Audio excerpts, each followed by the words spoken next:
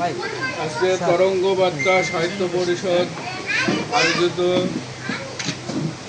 অনুষ্ঠানের সম্মানিত সভাপতি, মঞ্চ উপবিষ্ট গুণীজন এবং আমার সামনে যারা বসে আছেন আমার প্রিয় কবি ও সাহিত্যিক ভাই বোনেরা, আসসালামু আলাইকুম।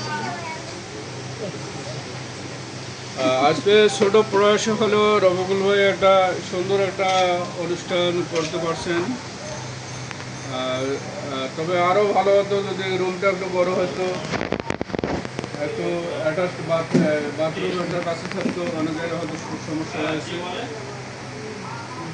আর খোলামেলা পরিবেশে করাই ভালো। একটা যদি ছাদে একটা অ্যারেঞ্জ করা যেত, দুটি তিনটা একটা তাবু খাটায় দু চারটা ফুলের ইয়ে দিয়ে অনেক কম দামে অনেক ভালো জিনিস করা যায়। তো আমি আশা করবো রফিকুল ভাই একজন বিজ্ঞ ব্যক্তি, এখানে সাথে মুজিবুর রহমান ভাই, লিপিয়া বা সবাই বিজ্ঞ। তারপরেও এটা যেহেতু রফিকুল ভাই ক্ষমা চেয়ে নিয়েছেন, এটা তারা আমার বলার কিছু নাই। তো আমরা এটা অন্যভাবে না দেখি, হ্যাঁ, এবং পজিটিভ দিকগুলো বাইরে আলোচনা করি, নেগেটিভ দিকগুলো আমরা করবো না। এটাই আমাদের একজন কবি হিসেবে একটা আমাদের হওয়া দরকার। আজকে কবি সাহিত্যিকের যে মিশন আর ভিশন, সেটা থেকে আমরা দূরে চলে যাচ্ছি দিন দিন। আমরা আজও রবীন্দ্রনাথ নজরুলের ওপর ভর করে আছি। আজ পর্যন্ত একটা 50 বছর হয়ে গেল আমরা একটা নজরুল রবীন্দ্রনাথকে জন্ম দিতে পারি না এই বাংলায়। এটা আমাদের ব্যর্থতা।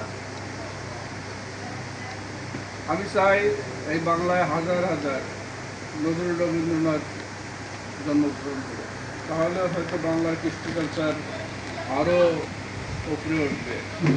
কিন্তু উল্টা আমাদের কৃষ্টি কালচার হারায় যাচ্ছে।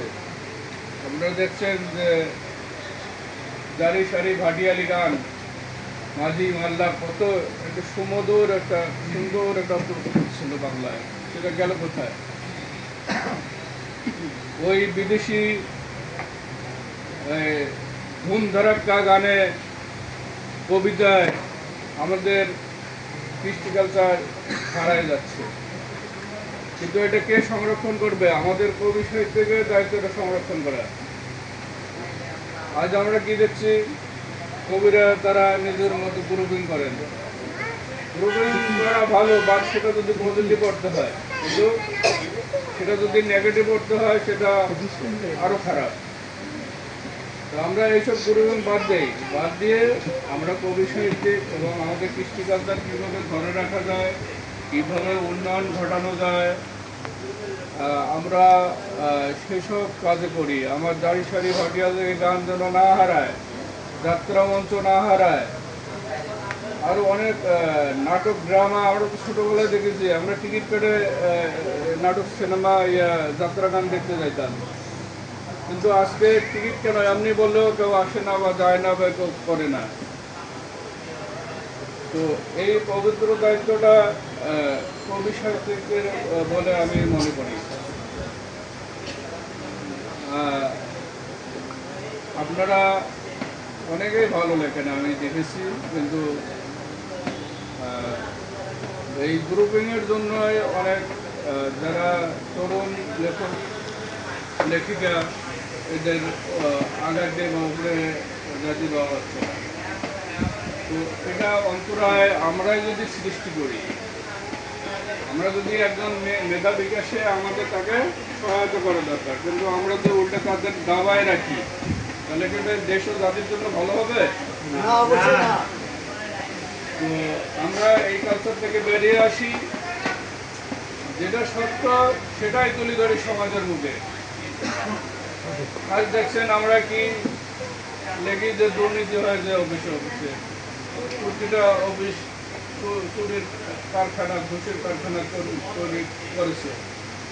তো আমরা সেগুলো লেগে যাই, সেগুলো কবিতা লেখি, উপন্যাস লেখি, গান লেখি।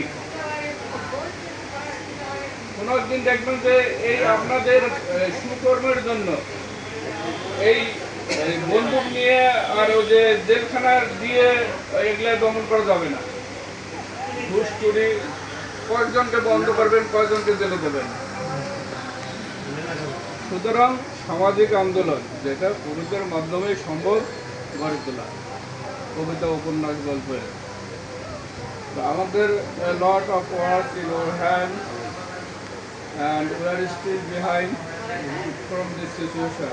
We have to create this situation and we have to solve this problem and we have make them enthusiastic in writing poetry, novel, storybook, whatever it is. তো আমরা আমাদের দায়িত্ব পালন করে যাই।